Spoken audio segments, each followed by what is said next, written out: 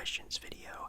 I did a role play it before. I've done a bunch of gameplays, so I kind of feel like talking basketball today. So for you sports fans out there, that should be pretty nice. And with that being said, we're gonna have a very fun, or maybe even funny theming of NBA hot takes. We're gonna take a look and read and react, I guess, to some NBA hot takes that have been made by celebrities, sports analysts, sports people in sports, or just randos on the internet, and it should be pretty funny.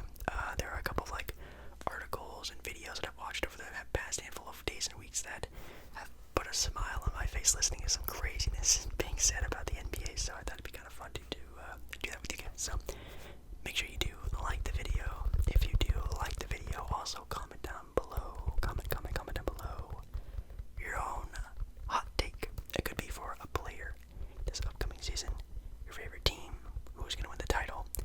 Give me a hot take down in the comments. I'd really love to know. And yeah, with that being said, let us get started.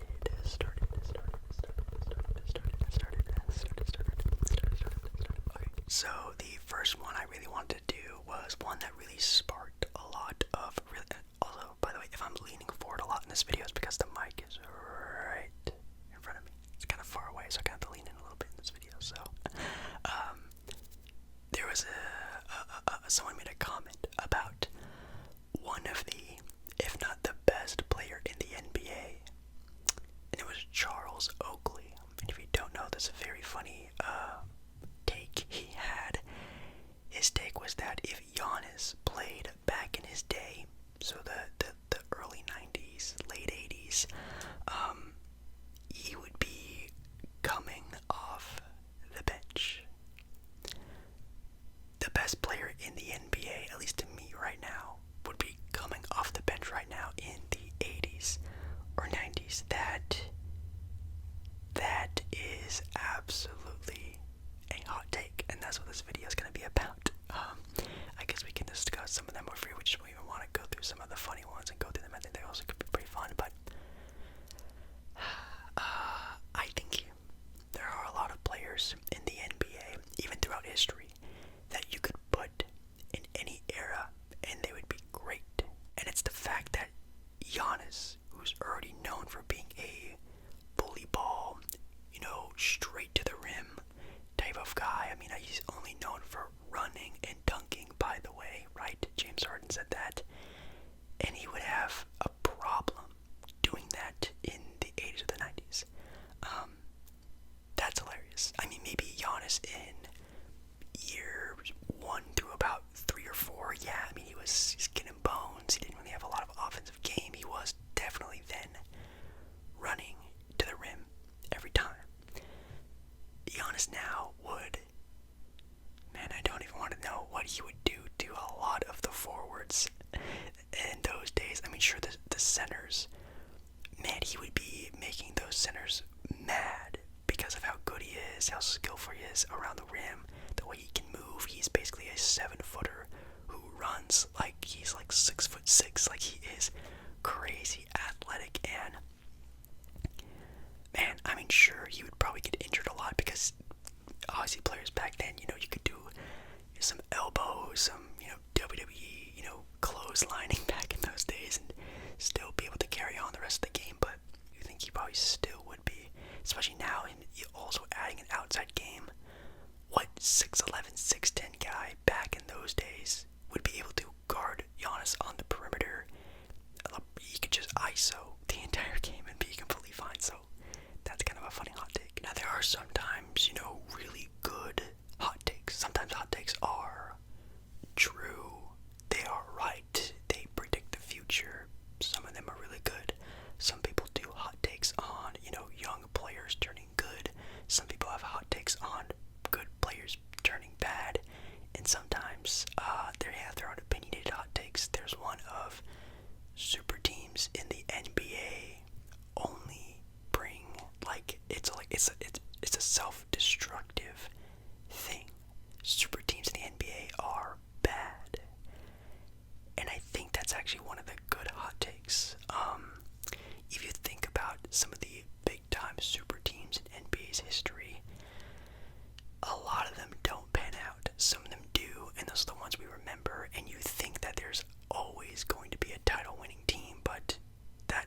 doesn't come to be. Obviously, the one we know of now is the Brooklyn Nets with KD, Kyrie, and Harden. So obviously, KD and Kyrie are still, as the recording of this video, still together on the Brooklyn Nets. But if they do end up both leaving, that's another fail, and maybe the biggest fail of a super team in NBA's history. Now, of course, there have been other ones. There's been, oh man, the Lakers when they had Karl Malone, Gary Payton. They had that team. Yikes. There was the other Laker team that got Dwight Howard with Pau Gasol, Kobe Bryant. Also kind of a yikes. And you can still go out throughout NBA's history and see super teams that have tried to build something. The Brooklyn Nets before with KG, Paul Pierce, Jason Terry, that team. Yikes. You can keep going on and on. Now there have been super teams that have turned out to be okay, like LeBron's Miami Heat, or, the Golden State Warriors with Kevin Durant. Without Kevin Durant, I won't say they are a super team. They're the best team in the NBA, but when KD was added to the Warriors, that is a super team, and obviously that does pan out. But even then, a lot of teams are either made, homemade. Again, the Warriors, the 73-9 Warriors, they're the San Antonio Spurs. You can call that a super team. A lot of teams have been built through drafting and just acquiring great talent, but super teams that are artificially made suck, and they only bring destruction most of the time. I think it'd be kind of fun to also maybe do a couple of fast, spitfire rounds where I'll just say something, say a hot take, not from me, but from others, and I guess see how you guys sort of react to them, I guess. This one is kind of interesting that I just found. It is the hot take that John Collins of the Atlanta Hawks is just an overpriced Bobby Portis. That is a fiery, spicy take. Again, very opinionated, and I don't believe it's true, but, Bobby Portis is a pretty solid player now, a very good role player, but, I think John Collins is probably better than a role player. He's a guy you have to start. I feel like you have to start Bobby Portis, but I guess to each their own. There's another person. This wasn't really a hot take. It is, I would genuinely rank Devin Booker, Donovan Mitchell, Zach LaVine, Jason Tatum, Jimmy Butler, Trae Young, and Kyrie Irving all above Anthony Davis if fully healthy. Whoa.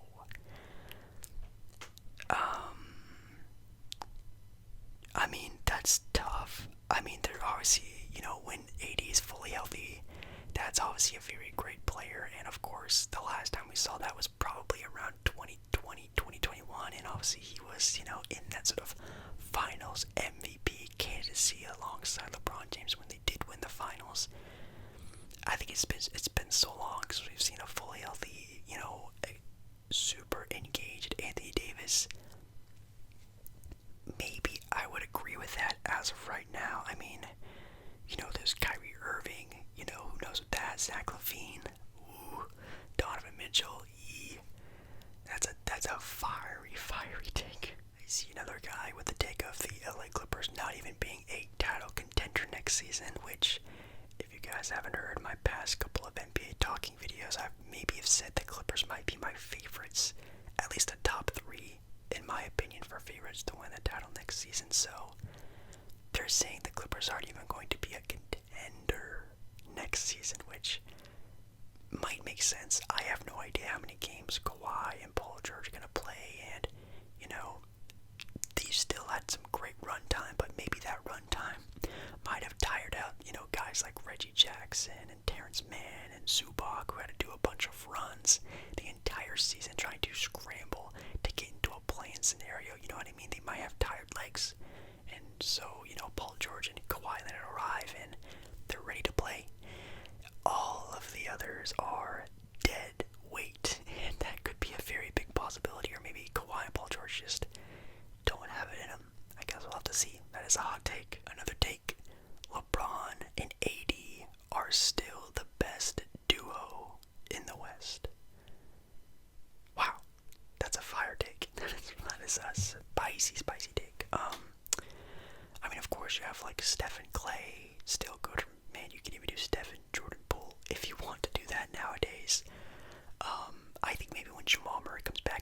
well he does. You got Jokic and Jamal Murray. I'm not putting these in order, by the way. Dear God, I'm definitely not doing that. I'm just giving off, some offerings for duos. I think Zion and Brandon Ingram, I think next season are going to be very, very, very good on the Pelicans. You can maybe throw in CJ for either or. That could be good. Paul George and Kawhi, like we were just talking about. De'Aaron Fox and Sabonis, that's not bad. Anything else I could think of just off the top of my head? Maybe even John Moran and Jaren Jackson Jr., or even John Moran and Desmond Bain. Some good duos. Yeah, of course, LeBron and AD, when fully healthy, are insane. They are insane. Are they the best duo, though? Maybe. Again, it's a take. It's a hot take. It's an opinion. Do I think that? Probably not. I think they're in the top tier, but obviously with the Lakers, it takes more than two to win a title, and I don't think that Laker team did really do enough to make that happen, but we'll have to see. This guy sounds like he's making a statement. This guy says, Cade Cunningham will be an all-NBA player in 3 years. And not only that, in 3 years, the Pistons will also be in the Eastern Conference Final. Whoa. That's interesting. I think the all-NBA thing isn't too crazy. I think all NBA teams are moving towards that 6'6" type of point guard, and obviously Cade, alongside guys like Luka, Tyrese Halliburton. There are a lot of good, solid, bigger point guards. I mean, LaMelo Ball, of course, as well, and there's probably a couple of others. I think for sure, with his IQ and his ability to score, and maybe his improvement on jump shooting, and just IQ still just improving over the years of being in the NBA, he has a shot. I think he has a shot. Third team, sure. I'll give him third team. But Pistons in the Eastern Conference Finals in 3 years. That is a fiery take. I mean, dude, like, in 3 years, like, the Bucks are still going to be good. I think probably the Sixers will probably still be good. I think the younger teams that are still on the up and up, like Cleveland, are just going to be better. That's really tough. I mean, do you really think, like, Jaden Ivey and Jalen Duren in 3 years are going to be making that big of a jump of a difference? It's a possibility. But as a take, I don't think I'll take. I will take Cade Cunningham being All-NBA in a couple years. That makes sense. Here's a take of someone we were just talking about, LaMelo Ball. LaMelo Ball isn't as good as people think, and his play style doesn't lead to success. You had me going in the first half. I think LaMelo Ball is as good as we all think. He is one of the youngest All-Stars in NBA history. It's a fact. It's literally what happened. It's a statistic. He is one of the youngest All-Stars in NBA's history. He shoots very well. Now, does he do it in a way that will win them games? That's what I'll agree with you on. I think his play style isn't winning basketball. Could you imagine if a guy with the talent of LaMelo Ball had Chris Paul's IQ? Oh, man. He would probably be the best player in the NBA, because that'd be insane. That just comes with time. He's still a very young player, and not only is he a very young player, he is a very young, very immature young player. So I think over time he'll become more of a veteran. I think that Charlotte team does need to get a little older. They need to get a couple more, 30-year-old veterans on that team to really sort of like mesh well, make everything come together, and then we can start seeing what this Charlotte team can really be. Because right now they're just a bunch of 25-year-old kids basically living it up as millionaires, as NBA basketball players. And we saw last season that did really good for them, but when it came time to actually hunker down, make the playoffs, win games, they couldn't. So I think at a certain point in time, that talent of LaMelo Ball and his maturity, his IQ, the winning basketball will hit a coming point, and we'll see that. We'll have to see where that takes us. Okay, I want to do like a rapid fire now. I tried to do it before, but I kept flapping my gums, so let's do one really quick. I'm not going to talk at all. In terms of excitement, Steph Curry is this generation's Jordan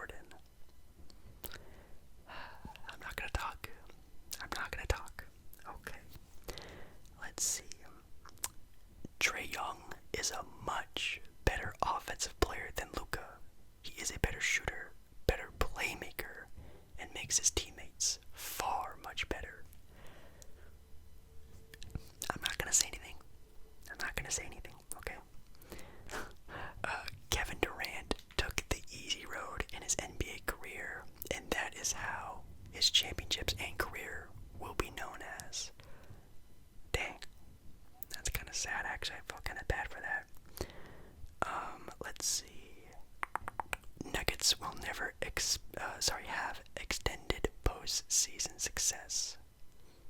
The Nuggets will never have extended postseason success. I mean, they've been in the conference finals, but I guess you're meaning like an NBA finals appearance. Interesting. Another hot take. Sacramento should leave their team and move to Vegas. The Clippers should lose their team and move to Seattle. Ooh. You guys already know my view on that. I think the Clippers can stay. I think the Clippers are moving to Inglewood. They'll be in the neighborhood of the Lakers. They can still be the LA Clippers, but I think them getting their own arena is what really is what they need, and they're getting that, which is great. The Kings, I think, are a team that could move. I think the Kings in Seattle would be amazing. But I also think the Minnesota Timberwolves are a team I'd love to see move to Seattle, because, you know, D'Angelo Russell, I love him. I love Karl-Anthony Towns. And who knows, maybe it could happen after this sort of regime has its run. D'Lo, Cat, Rudy Gobert. Maybe once Anthony Edwards is the lone best player, maybe they'll move the team to Seattle. I think that could be kind of cool to see. If Zion was healthy this past postseason, they would have upset the Suns in the first round. Oh, that is spicy. Another take, Kareem Abdul-Jabbar is the only player besides Michael Jordan to be in the GOAT conversation. That's not a too bad one. Again, I'm not going to talk too much. I need to stop talking so much. Let's see. LeBron isn't a top 10 player all time. Okay. LeBron isn't a top 10 player in the NBA right now. That is a very fiery hot take. Let's see. Kawhi Leonard, when healthy and motivated, is a top 3 player in the NBA. Whoa. Top 3. Interesting. Jokic is not a top 5 player in the NBA. Oh my god, this is really good. Josh Giddey will not be an all-star caliber player at his peak. That's kind of sad. I really like Josh Giddey. Let's see, any other ones I can do really quickly. Russell Westbrook is still a top 10 player in the NBA in the right system. Whoa, I'm starting to sweat. It's getting really hot in here, man. Another hot take. The Toronto Raptors have enough to win it all. Toronto winning the title next year. Oh man. Oh my god. Yeah, okay. I'm very much tired of seeing these hot takes. This hot take. The Lakers bubble championship doesn't mean anything. All I gotta say to that, and I will say something because that is a hot take I am very strong opinionated on. Every player in the NBA said it was harder to play in the bubble than it was playing in their own arenas. It's an audio clip. Players have said this. Fans have said it was the easiest title to win in NBA history. It's the Mickey Mouse Championship. If it was so easy to win, why didn't your favorite team win it then? There we go. There you go. Speaking of them, the LeBron, Anthony Davis, Laker era has been a failure. That's a hot take. You know what?